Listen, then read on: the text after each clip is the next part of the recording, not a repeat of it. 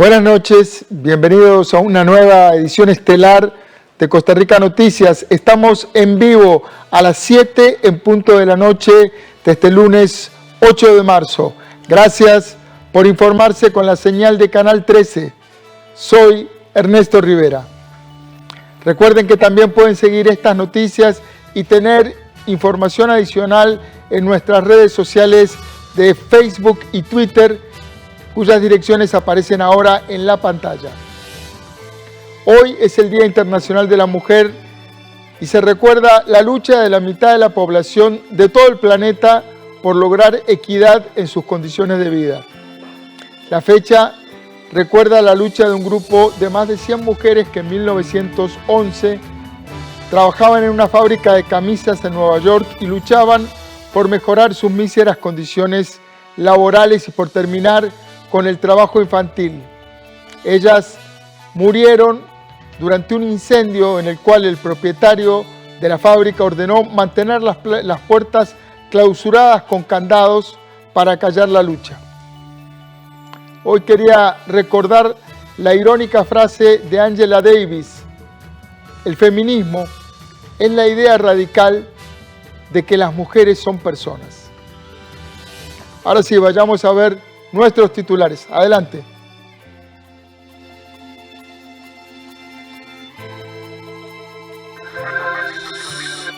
La pandemia por el COVID-19, que cumplió un año el 6 de marzo, ha dejado a la fecha casi 3.000 fallecidos y más de 488.000 personas desempleadas. En esta edición le presentamos un trabajo especial de la periodista Melissa Valerio.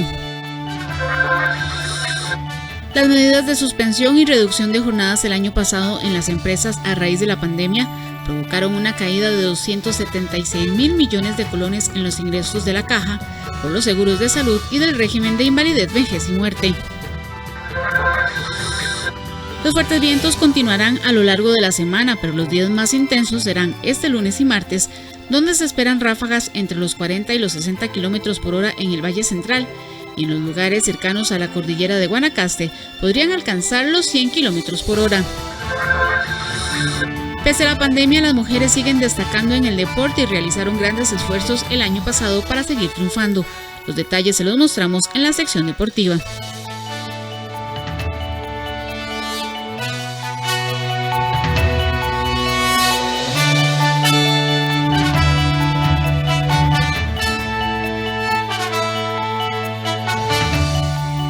Costa Rica llegó este fin de semana a contar 365 días de convivir con la COVID-19. Un año de mucha incertidumbre, de crisis económicas, de modificar conductas sociales, de ver a muchos conocidos morir y de aprender a cuidarnos. Nuestra compañera Melissa Valerio realizó un resumen de todo lo que vivimos durante la pandemia en Costa Rica y se encuentra aquí en el estudio para ampliarnos. Buenas noches, Melissa. Un año de muchísima intensidad social, económica y emocional. Así es, don Ernesto, y es que durante este año se ha dado una situación sin precedentes, nunca antes vista como ha sido la COVID-19. En el mundo otras pandemias han atacado como el ébola, la influenza, sin embargo ninguna al nivel de la COVID-19 y precisamente esto fue lo que quisimos rememorar. El COVID-19 desde diciembre del 2019 existe, sin embargo nuestro país fue el 6 de marzo esta primera ocasión en que vimos la llegada de 2 extranjeros estadounidenses, los primeros casos reportados en nuestro país. Más adelante nos dimos cuenta que fue un médico el que primero ingresó el virus, sin embargo hasta tiempo después se conoció el caso de esta persona. El 6 de marzo es el día propio de este año de pandemia y quisimos recapitular con información del Ministerio de Salud, del Ministerio de Trabajo, del INEC y también de la Caja Costarricense del Seguro Social. ¿Qué ha pasado? ¿Cómo se ha convertido Costa Rica? ¿Cómo se ha desarrollado durante este año de pandemia? ¿Quiénes éramos y quiénes somos ahora en cifras? Veámoslo en la siguiente información.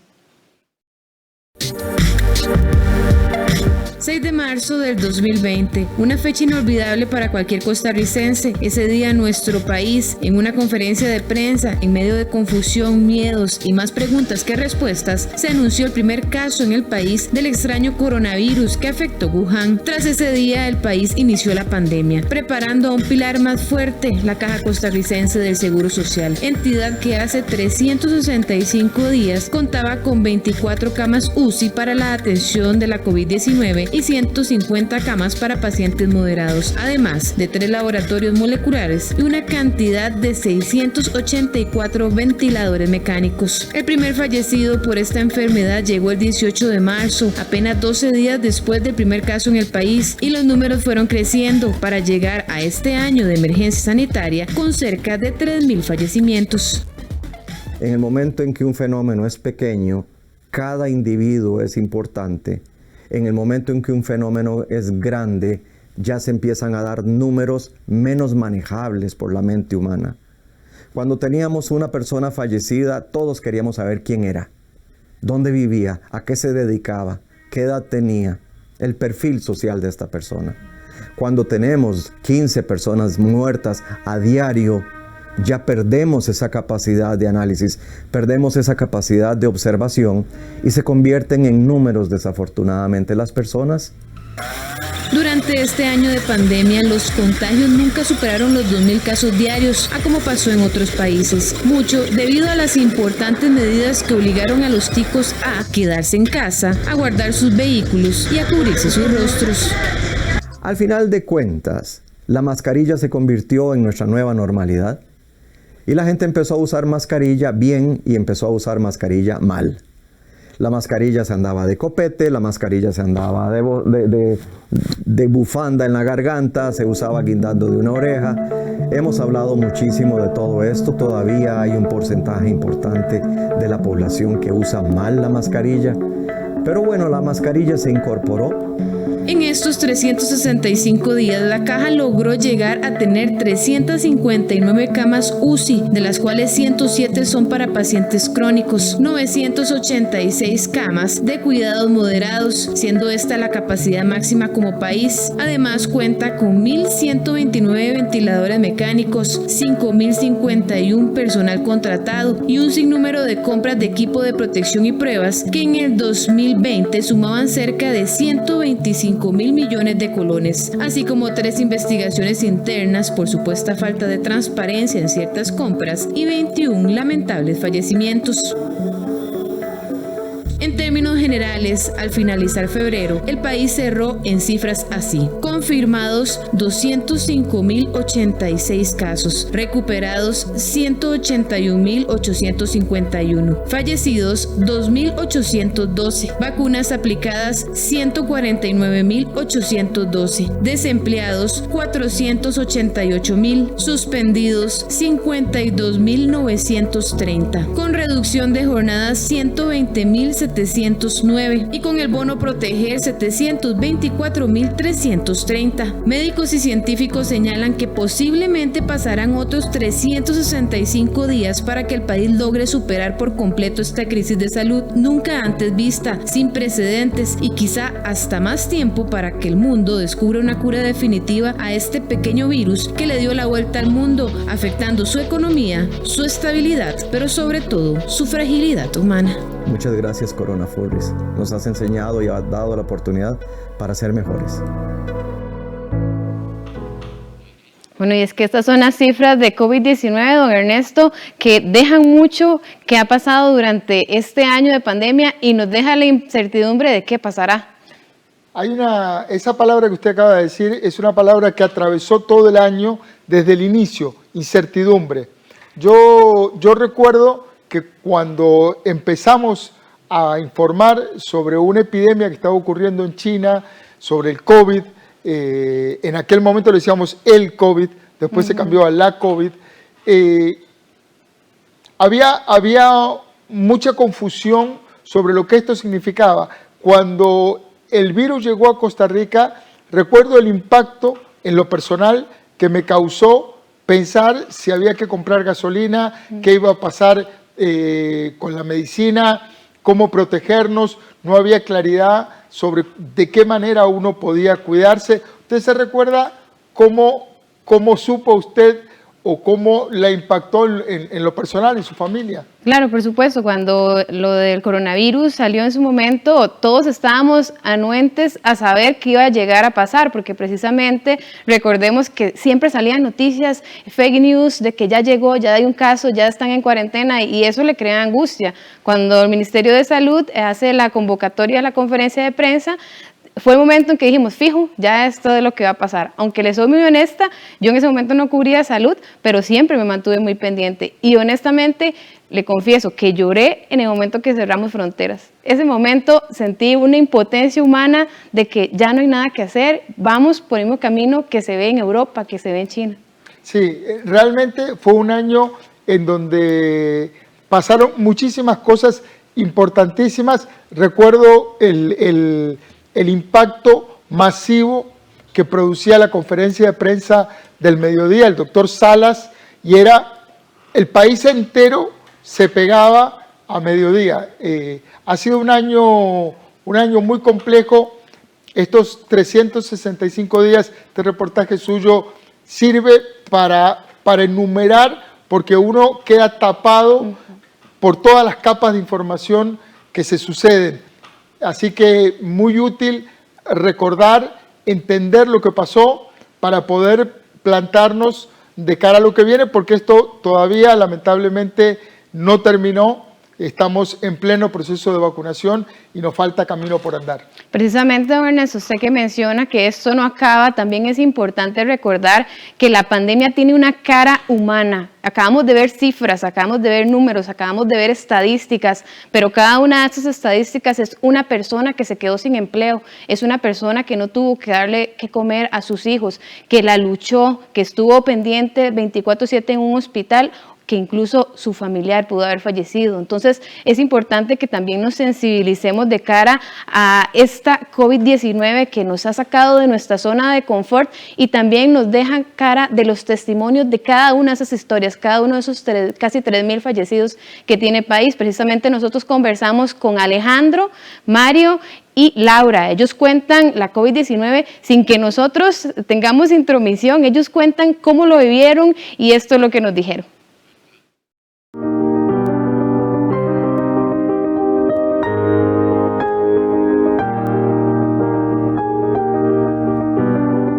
Y en ningún momento se nos preguntó quiere o no quiere, o sea, fue algo como muy, todos nos vimos involucrados, todos desde el inicio dijimos lo vamos a hacer, en ningún momento tuvimos ningún compañero que dijo yo no entro, yo no los atiendo.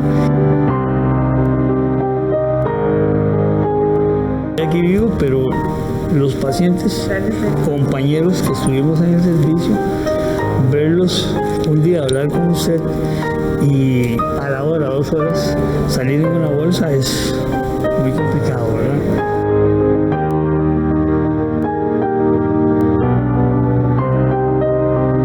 Se me fue alguien, simple y sencillamente, sin poderme despedir ni viva ni muerta.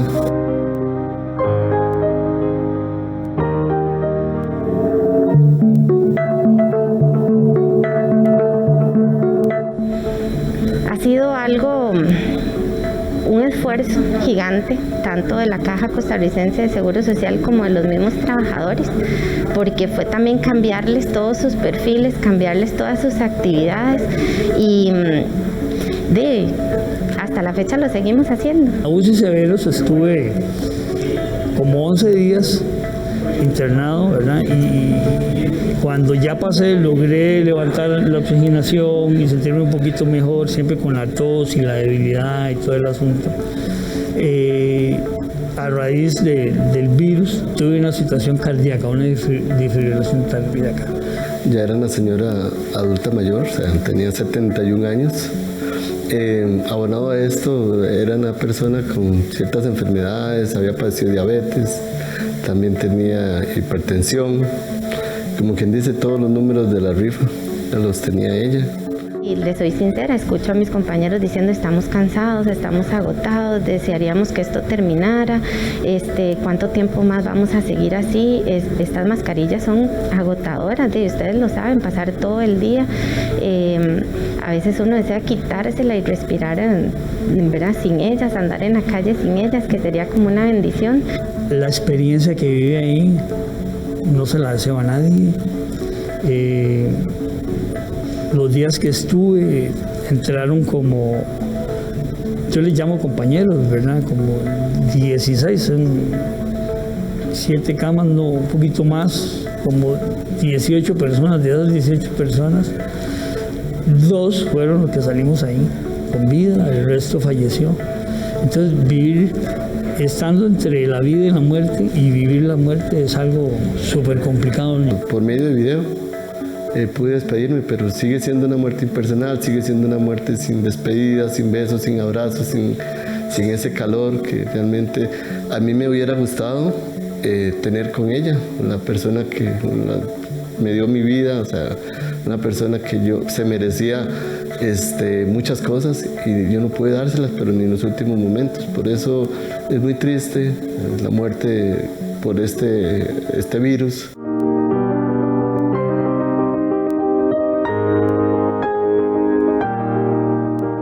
Creo que al igual que a nosotros nos ha golpeado al resto del mundo y ha golpeado no solo al sector salud, ¿verdad?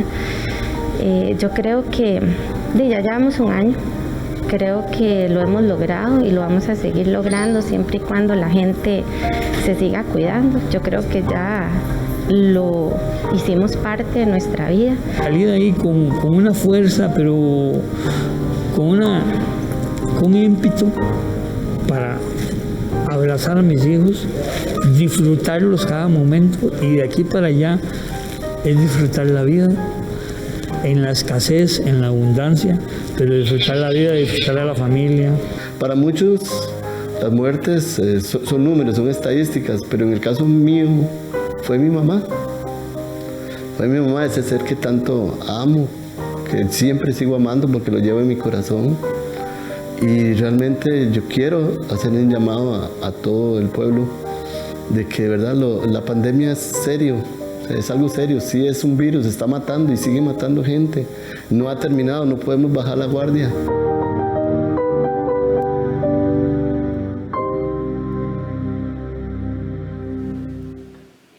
Y gracias a Alejandro, a Laura y a Mario que nos abrieron sus corazones para contarnos su historia, lo que ha sido este año de pandemia. Y agradecer también a nuestro compañero editor Ronald Gutiérrez, que también le puso corazón para que ustedes pudieran tener estas historias de una forma diferente, de esta cara humana de la pandemia, don Ernesto.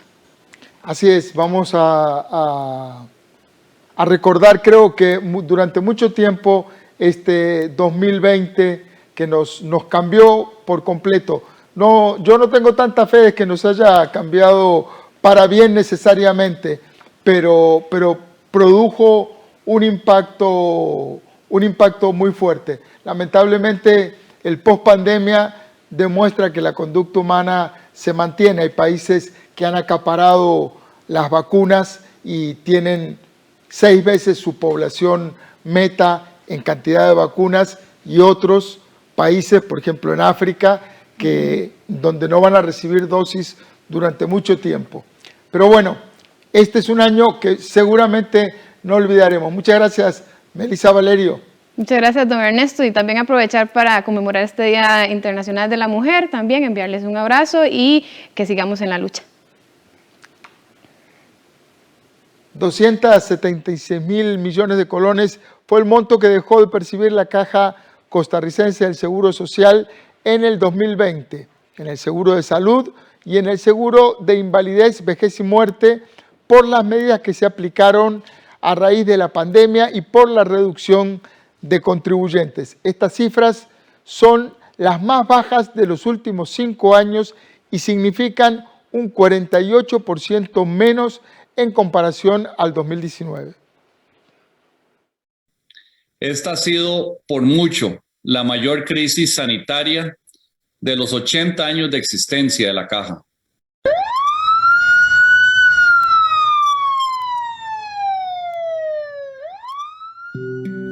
La la pandemia no solo fue una emergencia a nivel de salud, sino también para las finanzas de la Caja Costarricense de Seguro Social, especialmente para el seguro de invalidez, vejez y muerte y el seguro de salud. Entre ambos, la Caja dejó de percibir 276.000 millones de colones en el 2020, producto de las medidas que se tomaron para mitigar el impacto que ocasionó la pandemia en la economía de algunos patronos. Hay tendencias de largo plazo por el envejecimiento de la población, por diferentes retos que nos están afectando, que van a requerir de un uso más eficiente de los recursos.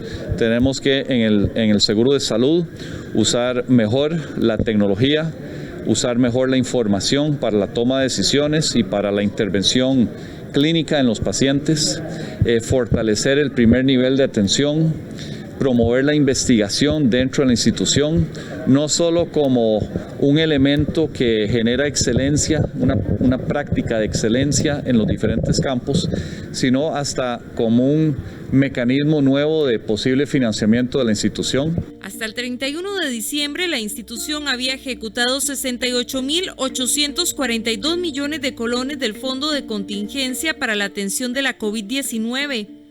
Antes de la pandemia, dicho fondo contaba con 45.000 millones de colones. Sin embargo, se tuvo que reforzar ese mismo año con 78.663 millones de colones debido a la emergencia. Existió la necesidad de ir reforzando este fondo a nivel presupuestario y también dotando los recursos financieros al mismo. Y que para este año tenemos una asignación de 60.000 millones también para este fondo. ¿De dónde proviene el origen o cuál es el origen de este fondo? Pues son todos los ingresos de la institución, principalmente las contribuciones, y aquí lo que se hace con este fondo es reservar para cualquier contingencia. Si bien una pandemia pasa factura, pero con las medidas que se han tomado, el efecto no ha sido tan pronunciado como se proyectaba en marzo-abril, y eso es un gran alivio. Tenemos la solidez financiera para continuar batallando contra esta pandemia. Esperamos que este es el año que realmente doblamos la curva a cómo va avanzando el programa de vacunación y que poco a poco podamos volver a una nueva normalidad. Por concepto de materiales y suministros como equipo de protección personal, respiradores, pruebas diagnósticas y refuerzo hospitalario, se invirtió al mes de febrero del 2021 $23.8 millones.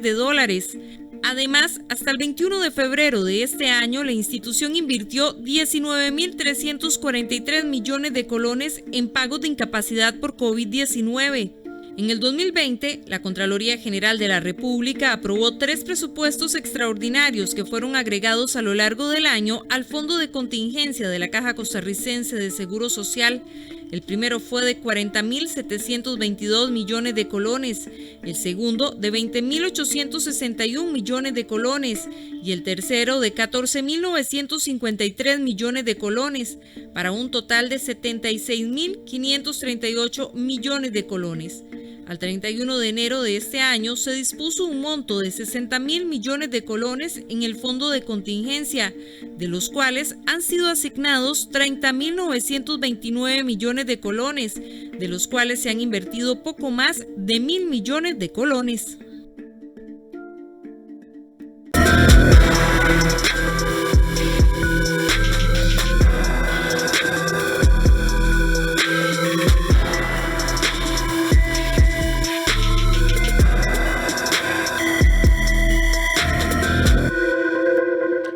Nos vamos a nuestra primera pausa, pero los fuertes vientos van a continuar a lo largo de esta semana. Los días más intensos serán probablemente hoy y mañana martes, donde se esperan ráfagas de entre 40 y 60 kilómetros por hora en el Valle Central y en los lugares cercanos a la cordillera de Guanacaste.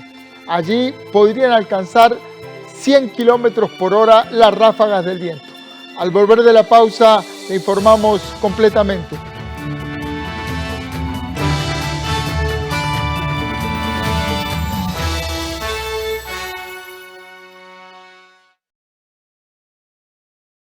El Banco de Costa Rica le ayuda a organizar su dinero al permitirle programar la carga automática de sus sobres electrónicos en bancobcr.com.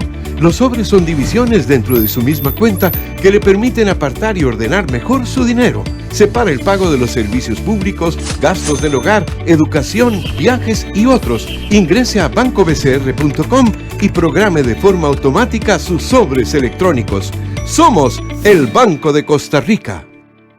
En nuestro espacio Cine Retrospectivo, no lo dijiste que estás enamorada de mí. Cuando me recupere una pata, me voy de acá. Presentamos historias de personajes que viven encerrados en instituciones de reclusión y buscan distintas salidas a la asfixia que los rodea. Fortalezas. Este martes a las 9 de la noche, aquí en 13, Costa Rica Televisión. Hola amigos, soy Enrique Márquez. Durante toda mi vida sentí la necesidad de cambiar de rumbo, conocer culturas, divertirme y aprender de las cosas simples que nos enseñan en cualquier parte del mundo.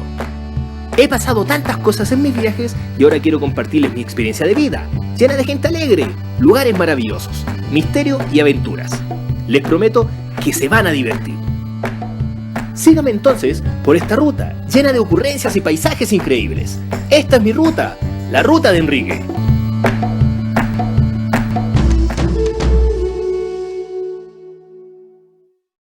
Esta semana en Global 3000, un modo de pensar anticuado que pervive. En Kirguistán los hijos se consideran una bendición para la familia. ¿Y las hijas?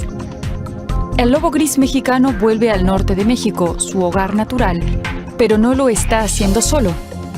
Aquí hay oro y delincuentes que lo buscan ilegalmente.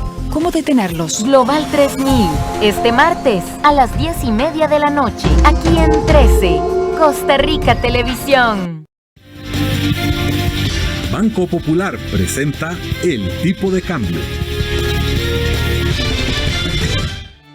A las 7 de la noche con 27 minutos vamos a repasar el tipo de cambio de la divisa estadounidense. El precio del dólar en la compra, 607 colones con 19 centavos.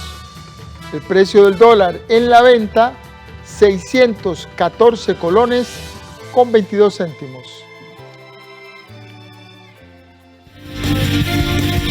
Banco Popular presentó el tipo de cambio. Un sistema de alta presión está provocando vientos de entre los 50 y los 70 kilómetros por hora en el Pacífico Norte y en el Valle Central, así lo informó el Instituto Meteorológico Nacional. Este fenómeno se localizó durante la mañana al norte del Golfo de México y también forma parte del empuje frío número 19. Según el reporte meteorológico, este patrón continuará a lo largo de la semana, pero los días más intensos serán hoy lunes y mañana martes. Se esperan ráfagas de entre los 40 y los 60 kilómetros por hora en el Valle Central. Y en los lugares cercanos a la cordillera de Guanacaste, los vientos podrían alcanzar los 100 kilómetros por hora. Además, en las regiones de la zona norte, el Caribe, Cartago y el Valle Central estará nublado con lluvias ocasionales y de corta duración. Por el contrario, en las regiones del Pacífico y las partes bajas del Valle Central predominaría la poca nubosidad, lo cual favorecería que persistan las temperaturas altas en lugares como por ejemplo las costas de Guanacaste y de Punta Arenas y las partes más bajas del Valle Central. La Cámara de Turismo clama a los diputados por la pronta aprobación del proyecto de ley de fondo de avales. Esto para reactivar la economía que se ha visto golpeada por la pandemia. Sin embargo, pese a la necesidad que parecen tener los empresarios, el proyecto en el Congreso no avanza de la manera más veloz.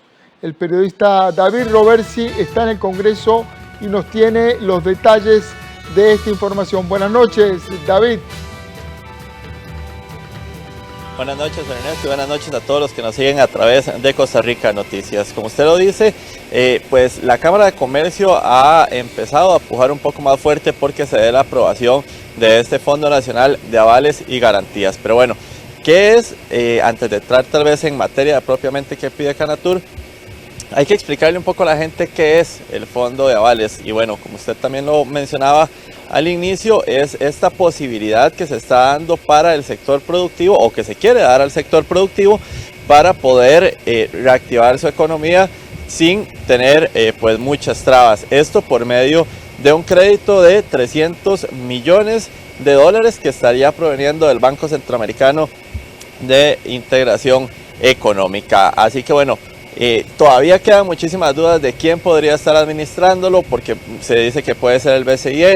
El Banco Popular también dio la iniciativa, sin embargo parece no convencer de todos los diputados, e inclusive ha salido ahora la posibilidad de que también Banca para el Desarrollo tenga la posibilidad de administrar estos dineros, pero es algo que camina a paso lento acá en el Congreso. Pero bueno, ¿qué es lo que está pidiendo la Cámara de Turismo? Bueno, ellos además de la aprobación están pidiendo cambios importantes también dentro de este proyecto que se ha presentado pues ya en varias ocasiones acá en el Congreso, y que también bueno vamos a estar viendo más adelante. Pero veamos qué es lo que piden desde la Cámara Nacional de Turismo. Respetuosamente insta a los diputados a asegurarse que sea eficaz y funcional en la práctica, para lo cual solicitamos, entre otros puntos, que el nivel de cobertura sea mínimo de un 80%, que se establezca que al menos el 50% sea destinado a apoyar a los sectores más afectados por la pandemia, que de los miembros que componen el Consejo Rector, 3 sean nombrados por el Poder Ejecutivo y 2 por la empresa privada, y que se defina que en un plazo máximo de 30 días, una vez publicada la ley, entre en operación.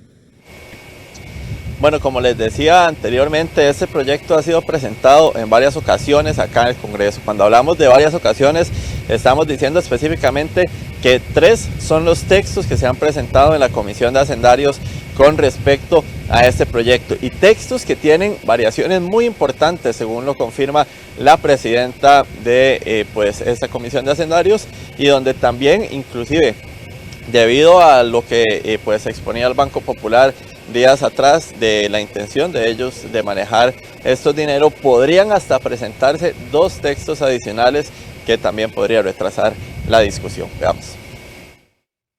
Pero además versiones que no cambian entre sí de forma muy leve. Estamos hablando del corazón de muchas de esas versiones. Por ejemplo, en una primera versión, este fondo se nutría de un préstamo con el BCE. En una segunda versión, eso cambia drásticamente y la propuesta es que se presupueste año a año a través del Ministerio de Hacienda, cambiando inclusive la figura del fideicomiso y cambiando además el porcentaje del aval que se entregaba de un 80 a un 60%. Y en esta tercera versión vuelven a un giro drástico, incluyendo una vez más el aval a través de un préstamo con el BCE, y donde el fiduciario ya deja de ser el INS, ya deja de ser Hacienda y ahora se convierte en el BCE. Que el proyecto ya no puede demorar más. El gobierno ha sido pues ambiguo en esto, envió a tres textos, se han contradecido entre ellos, y bueno, a mí me parece que el proyecto tiene que avanzar pronto. La propuesta del Banco Popular implicaría que se presenten 2 proyectos de ley adicionales al menos, porque si no hacen inconexo el que está en discusión, y eso demoraría mucho más la entrada en vigencia de esto. Bueno, como les decimos, estos retrasos que podría tener pues son muy incongruentes inclusive a lo mismo que los diputados están manifestando en la Comisión de Hacendarios, porque acá es importante tener claro que por lo menos con los legisladores que hemos hablado no tienen tal vez discrepancias en lo que es la necesidad de aprobar este proyecto de fondo de avales y garantías, pero el cómo y el para qué es lo que todavía sigue dando pues ciertas trabas y que ha atrasado mucho la discusión. En términos de un proyecto que tuviese una muy buena voluntad, al menos 2-3 meses podría significar de retroceso, empezar una ruta nueva respecto a lo que hemos avanzado hasta ahora con este expediente. Vea, yo creo que eso puede ser cierto, días más, días menos, pero yo no creo que ese sea el punto. No deja de ser importante, pero si este proyecto no va a salir con votación de hacendarios, o peor aún, en el plenario se va a frenar, esos meses se pueden hacer enormes. Bueno, para finalizar, nada más indicarles que este también es uno de los proyectos que el gobierno ha puesto acá en el Congreso con miras a lo que puede ser el crédito con el Fondo Monetario Internacional por $1.750 millones que se está pues pidiendo por parte de nuestro país a este ente para buscar pues solventar un poco el golpe económico que se ha vivido, que se vivía previo a la pandemia y que bueno, debido a la pandemia pues también se incrementó el mismo. Ernesto, con esta información vamos a regresar con ustedes al set principal de Costa Rica Noticias, donde tienen más. Muchas gracias, David Robertsi. Cambiamos de tema. El alcalde de Heredia, José Manuel Ulate Avendaño, fue denunciado por el presunto delito de tráfico de influencias porque supuestamente interfirió con la policía municipal para dejar en libertad al familiar de una abogada particular, quien al parecer lo llamó para que le ayudara a resolver la situación. La Procuraduría pide el pago de millones de colones por el supuesto daño social. Sin embargo, Ulate asegura que nunca realizó esa gestión para favorecer a esta persona. El pasado 5 de marzo, la Procuraduría General de la República presentó la querella y la acción civil resarcitoria en contra del alcalde de Heredia, José Manuel Ulate Avendaño, y en contra de una abogada particular de apellidos Alfaro Chacón. La Fiscalía los acusó del presunto delito de tráfico de influencias, ya que al parecer en el año 2016 el alcalde ordenó a los policías municipales dejar en libertad a un hombre, luego de recibir una llamada de la abogada particular, quien es hermana de esta persona. Debido a esto es que la Procuraduría General de la República estimó el presunto daño social valorado en total 10 millones de colones, 5 millones por cada uno de los denunciados. El alcalde herediano sostiene que no interfirió en ese proceso. Eso fue hace mucho tiempo, fue la abogada María Auxiliadora Alfaro, que es hermana del que estaba en ese momento detenido. ¿Okay? Se me llamó la señora, igual, normal, pero en ningún momento yo di la orden de liberar. ¿Por qué? Porque desconocía las causas por las cuales estaba detenido. Segundo, si hay flagrancia, aunque sea mi hijo, mi madre, quien sea, no puede el alcalde dar una orden de liberar. Menos mi caso, que usted me llama, voy para el alcalde de 15 años. Claro. Tenemos con la fuerza, una excelente relación. Yo sé lo que implica dar una orden contra una flagrancia. Yo estaba en conferencias, he estado en charlas con el Ministerio Público, así que jamás yo di esa orden. El Juzgado Penal de Hacienda deberá realizar una audiencia preliminar para definir si se eleva a juicio. Los jerarcas del Poder Judicial aprobaron la evaluación del desempeño con notas por encima del 90%. Sin embargo, algunos de los magistrados hicieron el llamado a mejorar. Por su parte, Emilia Navas, la fiscal general, ofreció un informe de labores en donde aseguró que más de 6.000 personas de la tercera edad son víctimas de delitos en el país. Este lunes en la sesión de Corte Plena los magistrados realizaron el análisis de la evaluación del desempeño de los jerarcas del Poder Judicial, entre ellos la fiscala general Emilia Navas, el director del OIJ Walter Espinosa. En estos casos se evalúan de la siguiente manera: menos de 70% se identifica como deficiente, igual o mayor al 70 pero menor a 80 es bueno. El desempeño satisface apenas los requerimientos que exige el desarrollo del puesto, de 80 a 90 muy bueno y de 90 a menos de 100 excelente, de 100 sería sobresaliente. Emilia Navas recibió un 98.58%, Juan Carlos Pérez, director de la Defensa Pública, 98.52%, y Walter Espinosa, 98.55%. La magistrada Iris Rocío Rojas hizo el llamado para que se pueda mejorar. Yo veo en esta evaluación de desempeño una oportunidad de mejora. ¿Por qué? Solamente para usarla de ejemplo por estar de primera y puede ser y el último que es el auditor, ¿verdad? Doña Emilia, por ejemplo, dice: yo me reuniré con el 50% de las fiscalías en todo el país para procurar disminuir la mora. Finalmente ella nos manda un informe de algunas reuniones que inició presenciales, pero que por la pandemia terminaron en un gráfico que se adjuntó virtuales. Este mismo lunes, la fiscala general Emilia Navas ofreció un tercer informe de labores ante los magistrados. Entre algunos de los datos, Navas señaló que estos meses han intentado mejorar la atención a 2 de los grupos de personas más vulnerables en el país: los adultos mayores y las personas en condición de discapacidad.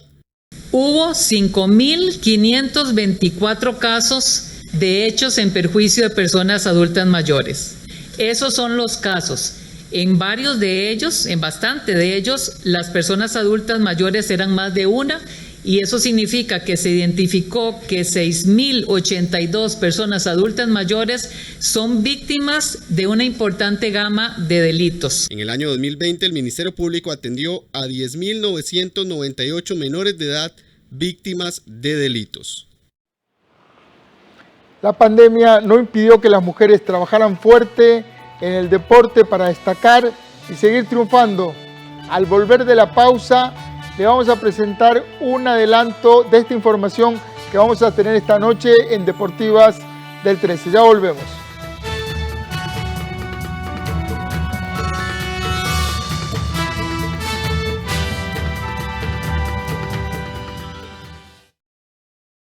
Su FCL, fácil, rápido y seguro. Si en marzo cumple 5 años de relación laboral continua con el mismo patrono, desde ya puede tramitar el retiro de su FCL con Popular Pensiones. Hágalo por cualquiera de estos canales oficiales y sin salir de casa. Si no lo retira, podrá disponer de él cuando realmente lo necesite. Popular Pensiones.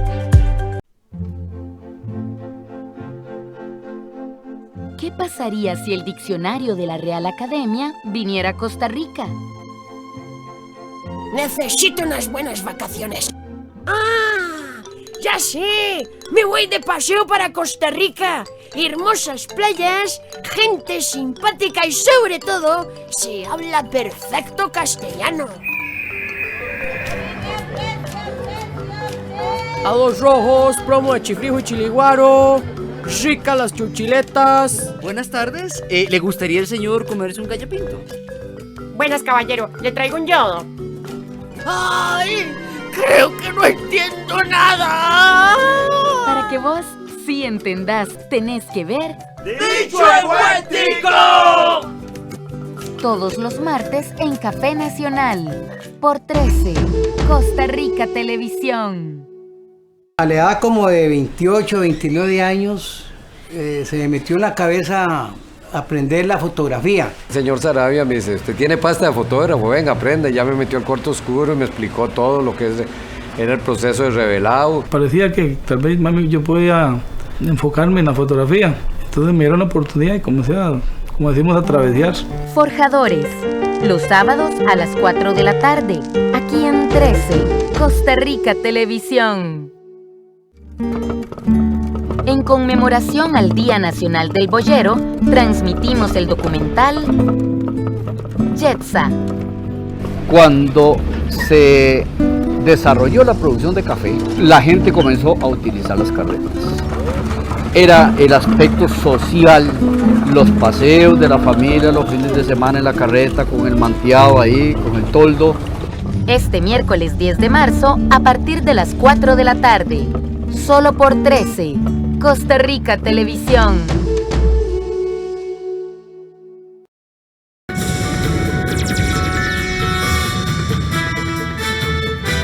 Siete de la noche con 44 minutos y nos vamos con un adelanto de lo que vamos a tener esta noche en los deportes en Deportivas del 13 a las 8:30 de la noche. Me acompaña aquí en el set nuestro compañero David Goldberg. Buenas noches, David. Buenas noches, don Ernesto.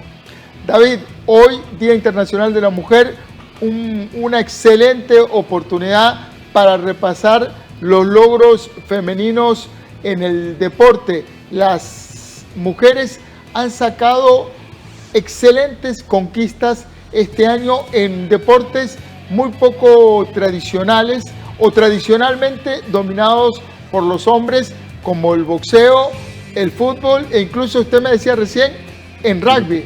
Sí, señor. Bueno, tenemos muchísima información deportiva en el fútbol, por supuesto, pero decidimos, por conmemorar el Día Internacional de la Mujer, destacar a esas mujeres que han luchado por el deporte costarricense y el deporte internacional también. Comentábamos fuera de cámaras que la Organización Mundial de la Salud el año anterior tenía el temor de que el deporte femenino se rezagara por culpa de la COVID-19. Sin embargo, por dicha no sucedió así, principalmente en Costa Rica. Algunas mujeres, o muchas mujeres mejor dicho, lucharon porque esa brecha no se extendiera y lograron cerrarlo un poquito más. Yocasta Valle es un ejemplo de ello, nuestra campeona mundial en boxeo. El fútbol femenino siguió adelante con mínimos casos de COVID-19, a diferencia del masculino, que todos sabemos que tuvo muchísimos casos a lo largo del torneo anterior y a lo largo de este. Y también noticias importantes en rugby que se vendrán.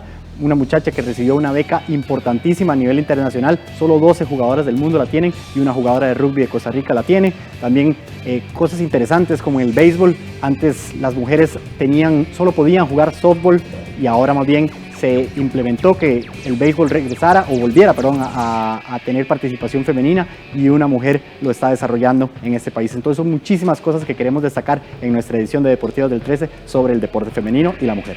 Impresionante el avance de las mujeres, apenas se les da chance, porque siempre han estado ahí. El tema es que antes les tocaba, como le pasó a las chicas de un equipo de fútbol, tener que venirse en bus desde Nicaragua, cosas de ese tipo que impedían o que dificultaban mucho la posibilidad de tener atletas de alto rendimiento. Pero bueno, excelentes noticias.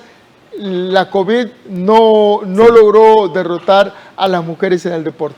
Sí, sin duda, son noticias muy, muy importantes obviamente para nuestro país y para el mundo, ¿verdad? Que las mujeres sigan dando tanto de qué hablar en todos los campos, pero para nosotros en nuestro espacio Deportivo del 13, particularmente en el deporte. Excelente. David Goldberg, 8:30, Deportivas del 13, con esto y un poquito más. Sí, señor. Muchas gracias. Gracias. Más de 30 nombres han surgido como posibles precandidatos para buscar llegar a la presidencia de la República en 2022. Sin embargo, de esta enorme cantidad de aspirantes políticos, solo 3 y ninguna confirmada son mujeres. ¿Qué pasa con la representación femenina en la política nacional? Veamos qué nos dicen algunas figuras dentro de las agrupaciones políticas.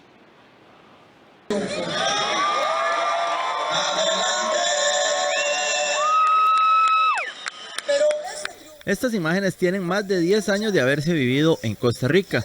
Sin embargo, el panorama para que vuelva a pasar, al menos en esta próxima elección presidencial, parece estar un poco distante.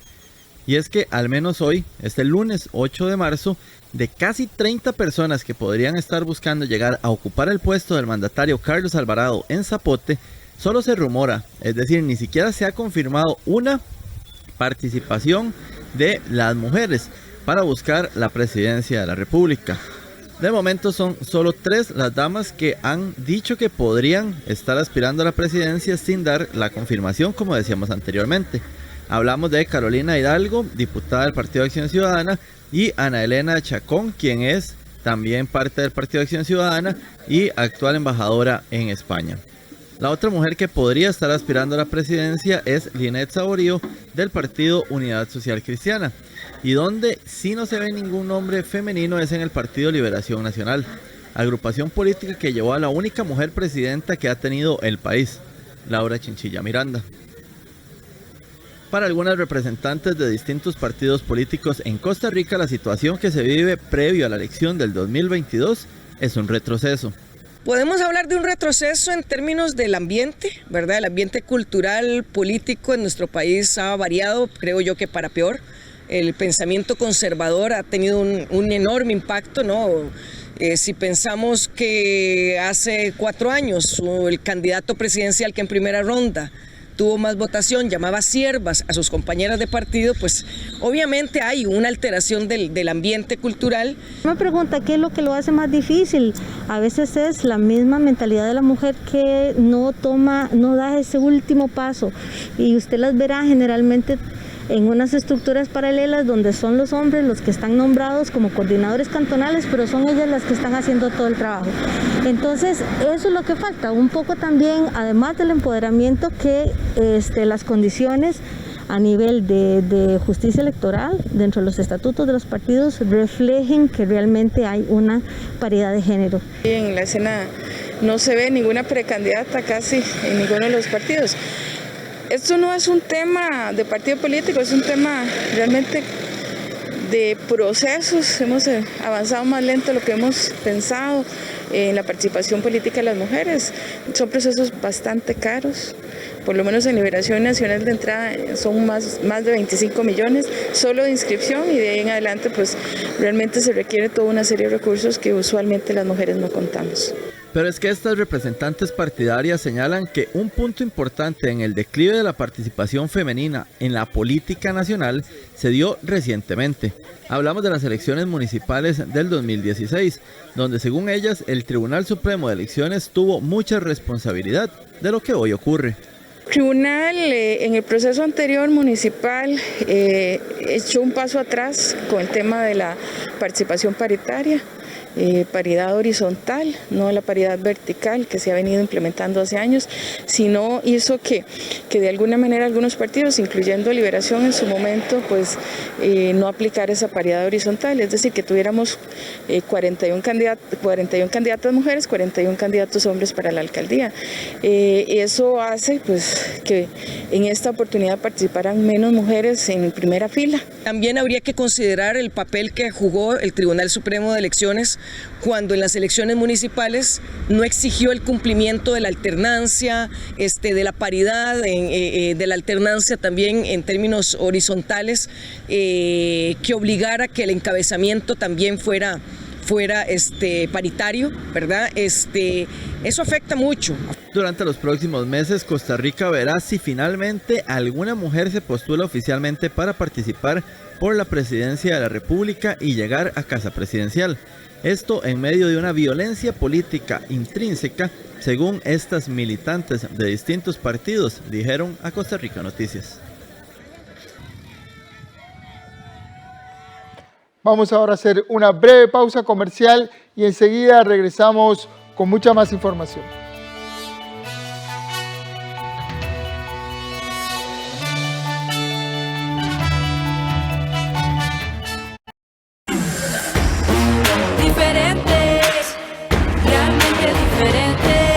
Hay un banco que sí es diferente a todos los demás. Es el único banco que durante los últimos 20 años ha dedicado más de 84.900 millones de sus utilidades para impulsar actividades de bienestar social, que se destaca por construir oportunidades para las personas, apoyando el desarrollo de nuestras comunidades. Mi banco es un banco diferente. Un banco con productos y servicios accesibles que genera el crecimiento de las MIPYMES, creando oportunidades de trabajo. Un banco solidario que en medio de esta crisis sigue apoyando a miles de personas y familias. Mi banco sí es diferente. Mi banco es solidario. Nosotros sí somos diferentes. Banco Popular y de Desarrollo Comunal. Construimos bienestar.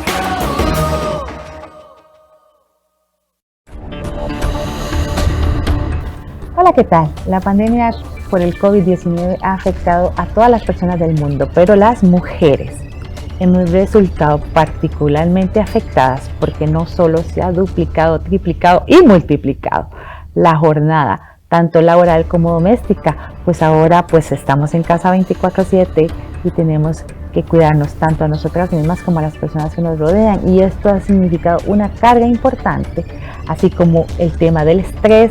Se ha duplicado también y multiplicado la violencia doméstica, y también pues el tema del desempleo femenino es algo que debe ponernos a pensar como país. De este tema vamos a hablar en Una Mirada esta semana. Acompáñenme.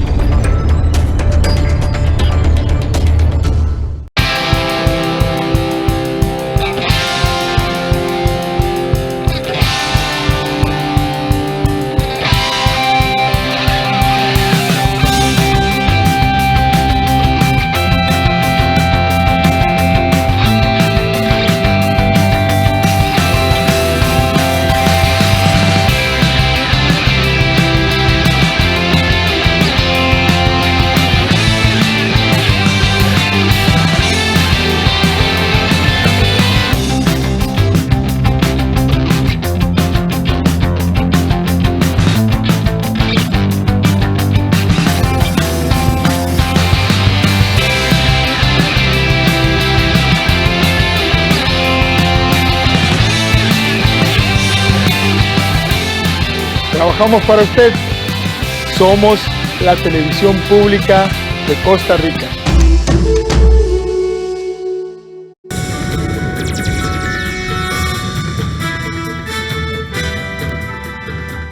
Siete de la noche con 55 minutos y vamos a las noticias internacionales. Las noches en el poblado de El Rodeo permanecen iluminadas por una especie de antorcha a 2.500 metros de altura.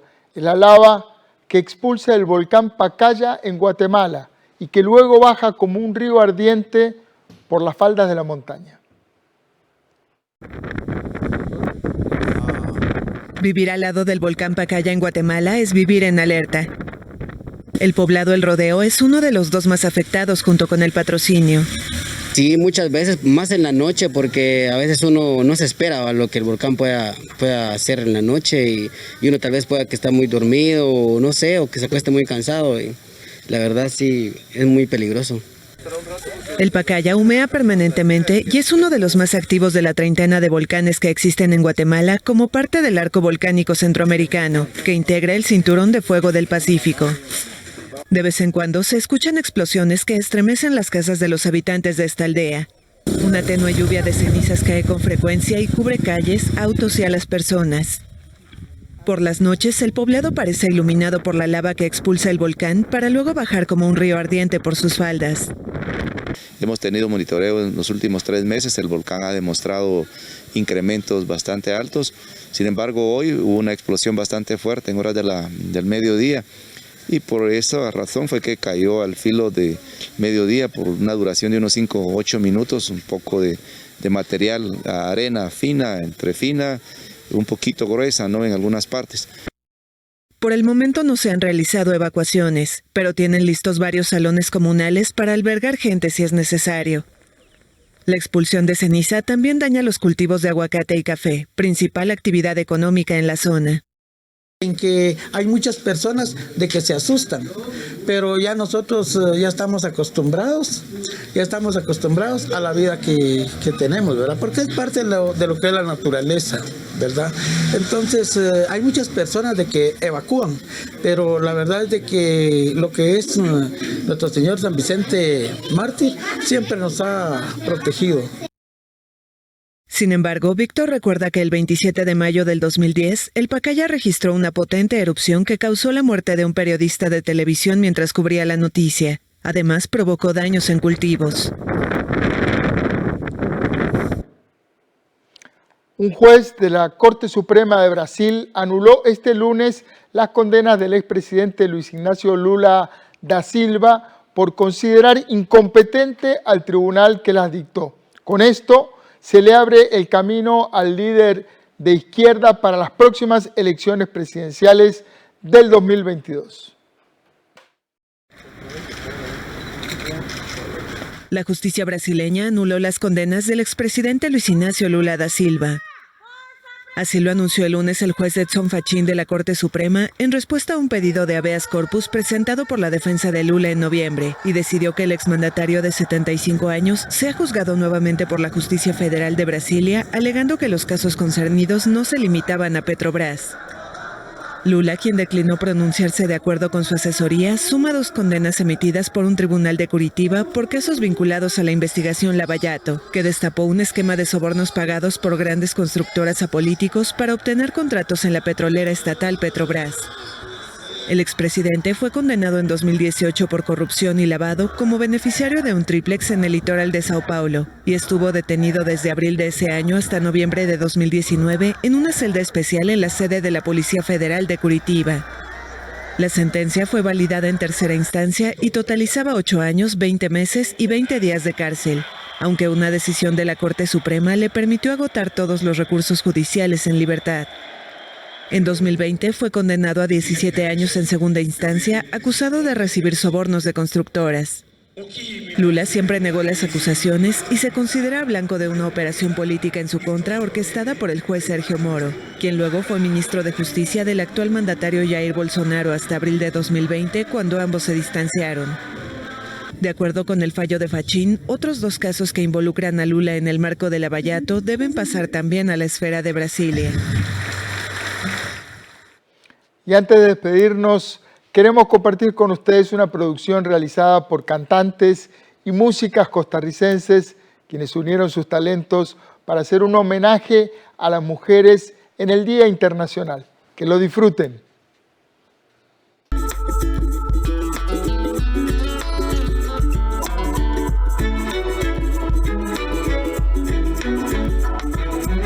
La belleza no tiene medida, ni color en la piel que defina lo que soy, lo que llevo por dentro. Mi alma está fuerte y creo en mis sueños. Única mi manera sincera, una talla es solo una etiqueta. De los pies a la cabeza, una hora perfecta y no mido 1,70 m. Soy lo que quiero, lo grito al espejo. Hoy vivo sin miedo. Voy por mis sueños, hoy siento que puedo. Este es mi momento. Mi momento.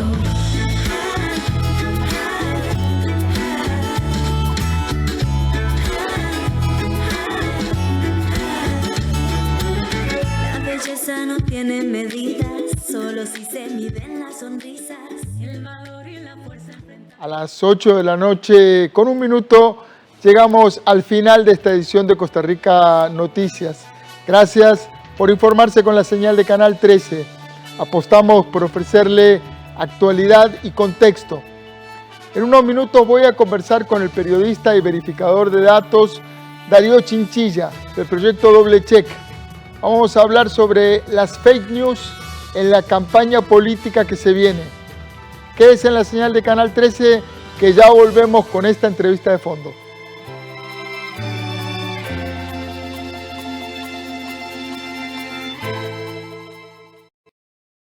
Les